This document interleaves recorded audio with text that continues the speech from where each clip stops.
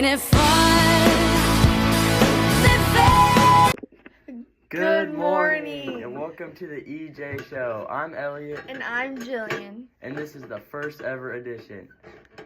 Today is March 13th, 2025, and we're going to tell you about the differences between Britain and Japan and the Industrial Revolution.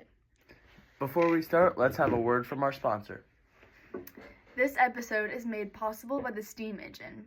Do you need a train? Do you need a machine to make stuff? Do you need a boat? Well, if you do, you can get one for the low price of $1,999.99. Just visit our website, www.steamengine.com. Click order, and it will be at your door in 2 to 5 business days. Now back to the podcast. All right, so we have a great topic for this episode, Jillian. Yes, we do. We are talking about industrialization and the differences between Britain and Japan. Whoa.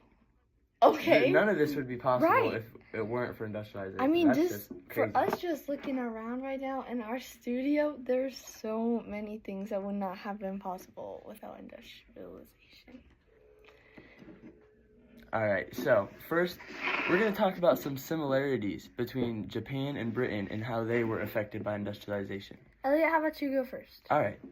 Well, first, both countries became a big part of the textile industry.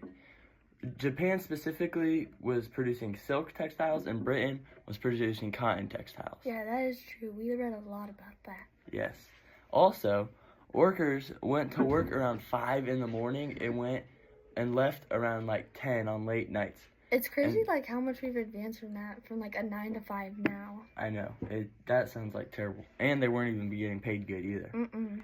And third, a similarity is that both countries became very industrially powerful. They weren't only producing silk and cotton, but they made so much money off those, it allowed them to produce many other things. Yep, those are all great similarities. What are some things you have, Jenny? Well, both of their citizens, Britain and Japan's, gained more political power because in Japan it was just coming from the emperor, but they were able to overturn that, and now both people have more political power. Another similarity is that they both gained more education for children. First, in Britain, children had to work with their families, but then when it became factory time, they had to work in the factories in horrible conditions. But it eventually led to them getting education and starting to go to school. That's good, because otherwise we wouldn't even be here. Yeah. Well, Japan had to unisolate to find resources, and Britain had to have worldly connections as well. They both had to do this to get what they needed, and they both had to connect with other places instead of just relying on themselves. Good thing everyone else would trade with them. Yep. Well, this connects us to today because due to the harsh working conditions for people at the time, eventually labor laws were created to protect workers. Yes, that's very good. How about a joke, Elliot? Oh, I've got a good one. Let's hear it. What did the factory worker say when he heard about an 8-hour workday? What did he say? What am I going to do with my free time? That is so funny. Don't you think that's funny? Yeah. All right, now, differences. Although they were both doing very well and there were similarities, there's also very different things that took place in how they were affected by industrialization. Some of the first ones were that in Japan it took place much later because they were trying to keep to their old ways, but that much after all the other countries developed, they realized that was not going to work. It happened in Britain because they were just looking to become more powerful and wanted more money. But industrialization happened in Japan because they were afraid of falling behind other countries industrially. And it was sparked by when Commodore Perry showed up to Japan with his warships, and they saw how advanced they were, and they wanted to keep up with them. They didn't want another opium war. Yes, exactly. And industrialization changed the way that Japan was governed because the emperor didn't have as much power. But in Britain, the government pretty much stayed the same. Now, for my differences. I have a few, and they do somewhat connect to the similarities, so let me tell you about them. Japan did not have natural resources like coal that Britain had, so they had to find different ways to gain them.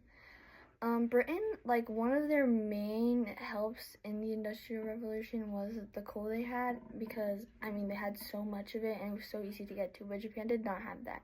So they had to, cooperate with other places to get that. Japan was also mountainous, not flat, and not easily defendable like Britain. So they had to create a strong military, which really prepared them for the future, because when, what's his name?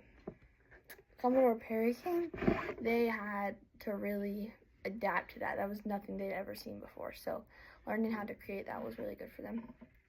Also, Japan came from isolation while Britain was pretty much always exposed to the world. Although they both needed worldly connections, Japan had never known that before. So when Commodore Perry came at first, it was a very big shock to them. Again, this connects us to today, because even though they developed it a super long time ago, Japan still has a strong military that we have to respect. Yeah, that's good.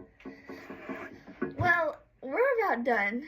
So, in order for you to remember the information that we gave you this podcast, we made a little jingle.